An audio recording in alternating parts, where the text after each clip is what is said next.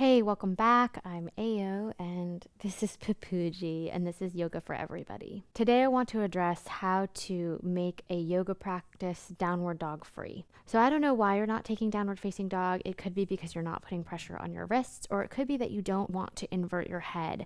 So if you have glaucoma, or if you're trying to avoid interocular pressure, if you get headaches from downward facing dog, this video is going to give you some options that you can adjust into a yoga practice so that you don't have to invert. Today is not a practice, it's just an informational video, but I invite you to take the information that you learn and apply it to other yoga videos. For today's practice, is going to be helpful to have either a chair or a table, or you can also use a wall or a railing. These are all great options to add to your yoga practice in order to take down dog out. Okay, let's get started.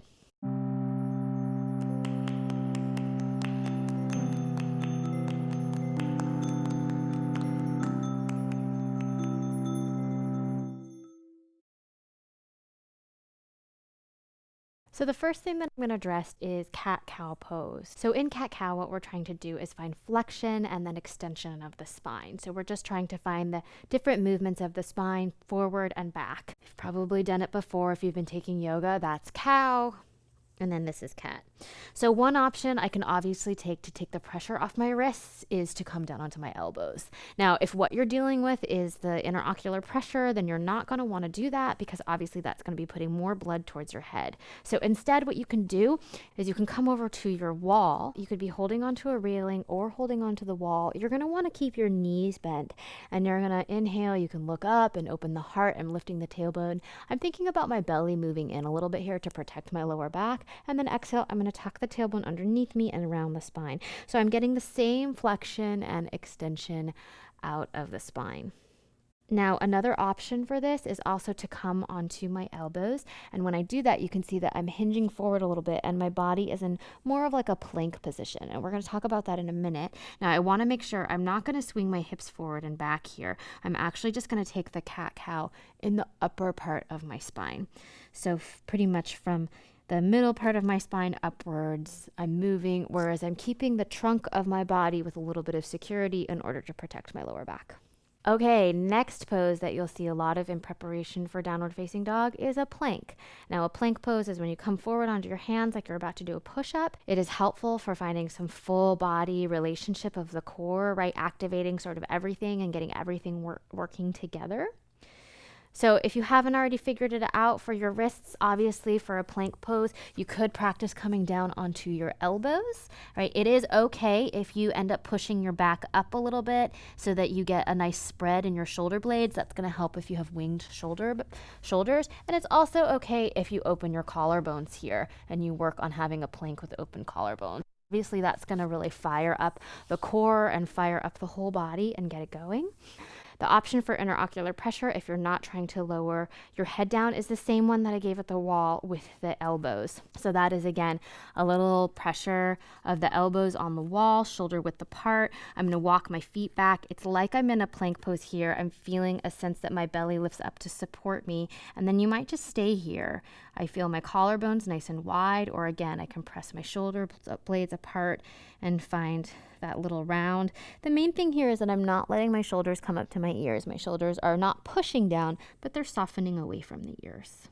You could also practice at your wall coming into some relationships of leaning towards the wall, just finding like a little bit of the side body action, a little bit of your legs. Really, really simple. It doesn't have to be difficult at all. Obviously, my wall is not the most secure, but you want to have something that gives you a lot of support.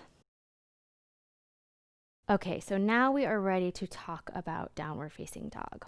So in downward facing dog, we're trying to achieve something called axial extension of the spine, which basically just means that I'm not going forward, nor am I going back. I'm not in cat or in cow, but I'm actually trying to actively stretch both sides of my spine. I'm trying to stretch the curves out of my spine. Downward facing dog has other benefits as well, including obviously strength building in the shoulders, some opening on the back of the hamstrings, and so we'll get into some of those things. So the first option is going to be using a chair or a table in front of you, and this means that you could have the chair or the table at the front of your yoga mat every practice, so that it's always there to meet you.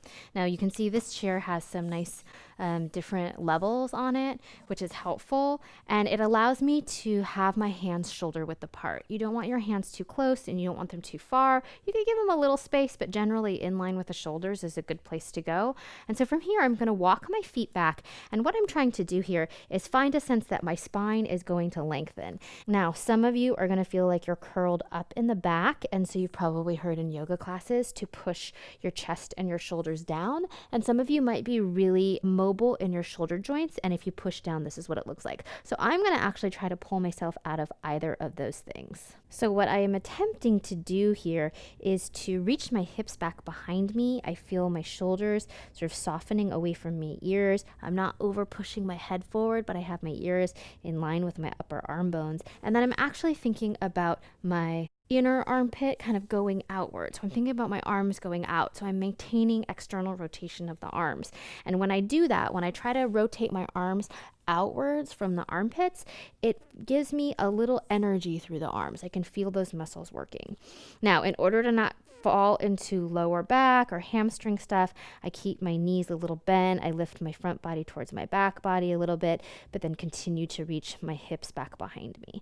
So lots of different energies happening here. My hips are moving back, my knees are softly bent, my spine is stretching in two directions, and my arms are staying with that energy of moving outward. That can also be done on a tabletop with the hands gently pressing down on the table. Same thing. You generally want your hands to be about as high as your hips or a little bit higher, and especially if you're dealing with the interocular pressure, never going lower. Okay, wall option. So the wall option is not as great in terms of wrist. So it still can break pretty hard at the wrist, but you can always lift your hands up if you need to. This is a bookshelf, and this is great because I can grab the sides of the bookshelf, and so it will automatically lengthen my wrist. So at the wall or at a bookshelf, you'll have your hands, a little higher than hip height. I'm going to go a little higher just to show it so that there's a lot of ease on the wrist. Same thing here. I'm going to pull my spine nice and long. I'm going to bend my knees so I'm not locking into my back. Right? Bend my knees. I'm in the strength of my legs. I lift my front body towards my back body a little bit. I reach my hips back behind me, and then the hands are pushing in towards the wall while I simultaneously find that action of the arms. So there's a little sense of push away that's happening. There's a lot of activity happening there without pushing the shoulders away from the ears. Nice and soft to the top of the shoulders. So again, knees bent, front body towards back body, reach my hips back behind me, push my hands in, open my arms into external rotation, thinking about the armpit going up and out, or you can think of that as the inner elbow, and then figuring out what works for you here. You could even use a mirror to sort of check out your back. I don't have one, but I generally tend to fall into my low back, so I just remember to lift my front body towards my back body as I stretch back. Again, the hands could be grabbing the side of the bookshelf. And then another option here is if you had a railing. So if you're working with a railing, it's really nice. You can still get that downward pressure just like you would on a tabletop. If your issue is not shoulder or related to inverting the head, obviously you can do downward facing dog on your elbows. It can be a little more challenging. It's a lot of work for the shoulders and a lot of really deep opening. So make sure that you're really warmed up when you take that option. The next thing that we're going to talk about is the vinyasa. Now the vinyasa is referred to as the flow, and it's often what you do in between poses. It often will include going from a plank pose, bending your elbows, lowering to the floor, or taking chaturanga, and then coming into a back bend into upward facing dog. So we're going to talk about some different options for that.